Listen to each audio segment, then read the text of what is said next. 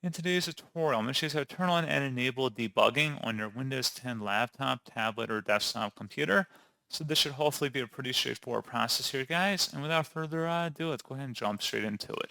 So all you have to do is open up the Start menu, and then you want to select the Power button, and then holding down the Shift key on your keyboard, you want to select Restart in this menu. So again, hold down Shift on your keyboard, and then select Restart, and give us a moment here.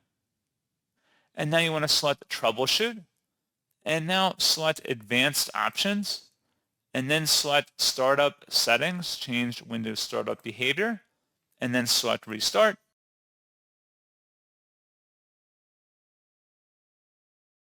And now you want to select the option that says Enable Debugging, which using your function keys on the top of your keyboard should be the F1 key. So go ahead and tap F1 to enable debugging, and then just let your system restart into debugging mode or optional debugging mode if you want to use it.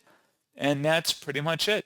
So as always, thank you guys for watching this brief tutorial. I do hope that was able to help you out, and I do look forward to catching you all in the next tutorial.